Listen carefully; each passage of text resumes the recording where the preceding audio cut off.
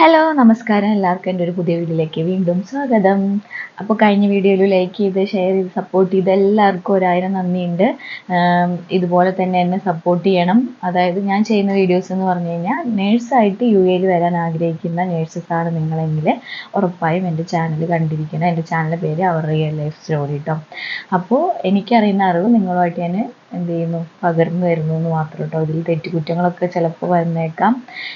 എല്ലാം 100% കറക്റ്റ് ആവണമെന്നില്ലല്ലോ. അപ്പോൾ ഒരു 1% ഒക്കെ മേ ബി തെറ്റുണ്ടാവാം, ക്ഷമിക്കണം. അപ്പോൾ ഒരു സബ്സ്ക്രൈബറുടെ ഒരു ആൻസർ ആയിട്ടാണ് ഞാൻ ഇന്ന് വന്നിട്ടുള്ളത്. അതായത് ചോദിച്ചേക്കുന്നതെന്ന് വെച്ച് കഴിഞ്ഞാൽ മെഡിക്കൽ സെൻറ്ററും ഹോസ്പിറ്റലും തമ്മിൽ എന്തെങ്കിലും വ്യത്യാസമുണ്ടോ UAE എന്ന് ചോദിച്ചിട്ടുണ്ടായിരുന്നു. അപ്പോൾ ഉറപ്പായിട്ടും മെഡിക്കൽ സെൻറ്ററും ഹോസ്പിറ്റലും തമ്മിൽ നല്ല വ്യത്യാസമുണ്ട്. അതായത് ഞാൻ ആദ്യം മെഡിക്കൽ സെൻറ്ററിൻ്റെ കാര്യം പറയാം. മെഡിക്കൽ സെൻറ്റർ എന്ന് പറഞ്ഞു കഴിഞ്ഞാൽ നമുക്ക് അതായത് ഔട്ട് പേഷ്യൻറ്റ് സർവീസസുകളാണ് ഓൾമോസ്റ്റ് ഒരു 95% ഔട്ട് പേഷ്യൻറ്റ് സർവീസസുകളാണ് കിട്ടുന്നത്. അതായത് ക്ലിനിക്സ് പോലെയുള്ളത്, കൺസൾട്ടേഷൻ അങ്ങനെ ഒരു സർവീസസാണ് നമുക്ക് കിട്ടുന്നത്.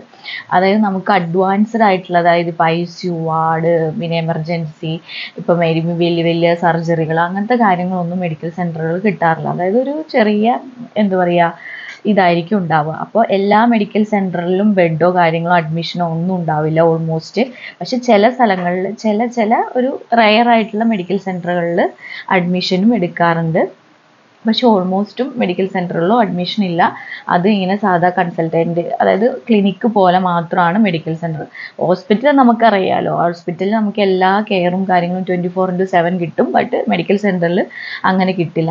ഇവിടുത്തെ മെഡിക്കൽ സെൻറ്ററുകൾ എന്ന് പറഞ്ഞു കഴിഞ്ഞാൽ പ്രൈവറ്റിലെന്ന് പറഞ്ഞു കഴിഞ്ഞാൽ കുറേ നമുക്കിപ്പോൾ ക്ലിനിക്സ് എന്ന് പറഞ്ഞു കഴിഞ്ഞാൽ ഡെൻ്റൽ, ഇവിടെ ഏറ്റവും കൂടുതൽ ക്ലിനിക്സ് ഇതുള്ളത് ഡെൻ്റൽ, പിന്നെ അനസ്തെറ്റിക് എന്ന് പറഞ്ഞിട്ടുള്ളത് കോസ്മെറ്റിക്കിൻ്റെ സംഭവങ്ങൾ, നമ്മുടെ എന്താ പറയുക കോസ്മെറ്റിക് ആയിട്ടുള്ള ഹൈഡ്രാ ഫേഷ്യൽ, പിന്നെ സ്കിൻ മീൻസ് ഡ്രിപ്സുകൾ, നമ്മുടെ അതായത് അഡ്വാൻസ്ഡ് നമ്മുടെ ഹെൽത്തിനും സ്കിന്നിനും ഹെയറിനും അതിനൊക്കെ വേണ്ടിയിട്ട് ചെയ്യുന്ന കുറേ ട്രീറ്റ്മെൻറ്റുകളും കാര്യങ്ങളും അങ്ങനത്തെ ആയിട്ടുള്ള മെഡിക്കൽ സെൻറ്ററുകളുണ്ട്. പിന്നെ അല്ലാത്ത മെഡിക്കൽ സെൻറ്റർ എന്ന് പറഞ്ഞു കഴിഞ്ഞാൽ ഇങ്ങനെ ഡെൻ്റലിൻ്റെ വരുന്നുണ്ട്, അതുപോലെ തന്നെ സ്കിന്നിൻ്റെ, അങ്ങനെ ഓരോ സ്പെഷ്യാലിറ്റി ബേസ്ഡ് ആയിട്ടുള്ള മെഡിക്കൽ സെൻറ്ററുകളും ഉണ്ട്.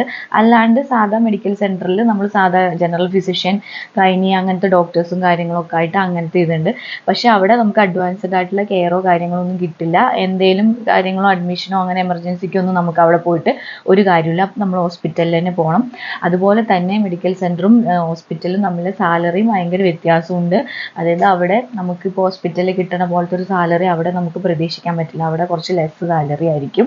പിന്നെ നമുക്ക് ഇപ്പോൾ സ്പെഷ്യാലിറ്റി എന്നൊക്കെ ഞാൻ പറഞ്ഞില്ല, ഡെൻ്റൽ, അതുപോലെ അനസ്തെറ്റിക്, ഡെർമ അങ്ങനത്തെയൊക്കെ കുറേ മെഡിക്കൽ സെൻറ്ററുകൾ വരുന്നുണ്ട്. അവിടെയൊക്കെ ഇച്ചിരി എക്സ്പീരിയൻസിനനുസരിച്ചിട്ട് സാലറി കൂടുതൽ കിട്ടുന്നുണ്ട്. അല്ലാണ്ട് സാധാ മെഡിക്കൽ സെൻറ്ററിലൊക്കെ സാലറി അത്രയൊന്നുമില്ല, ഒരു 5000 ആ റേഞ്ചിനൊക്കെ ഉള്ളൂ. പിന്നെ കുറേ എക്സ്പീരിയൻസിനനുസരിച്ചിട്ട് ചിലവർക്ക് അപ് ടു ഒരു 7000 വരെ. പക്ഷേ സ്പെഷ്യാലിറ്റി ഈ ക്ലിനിക്സിലൊക്കെ അത്യാവശ്യം സാലറി നേഴ്സസിന് കിട്ടുന്നുണ്ട് കേട്ടോ. പിന്നെ ഹോസ്പിറ്റലിലെ കാര്യം നിങ്ങൾക്ക് അറിയാമല്ലോ, വിത്ത് എക്സ്പീരിയൻസ് എവിടെയാണോ ICUലാണെങ്കിൽ ഡിഫറെൻറ്റ് സാലറി, വാർഡിലാണെങ്കിൽ ഡിഫറെൻറ്റ് സാലറി, ഏത് ഏരിയയിലാണോ നിങ്ങൾക്ക് കിട്ടുന്നതിന് അതിനനുസരിച്ചിട്ടുള്ള സാലറി ഡിഫറൻസ് ഉണ്ടാവും.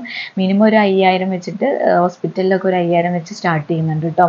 അപ്പോൾ ഇതാണ് മെഡിക്കൽ സെൻറ്ററും ഹോസ്പിറ്റലും തമ്മിൽ ഭയങ്കര വ്യത്യാസം തന്നെയാണ്.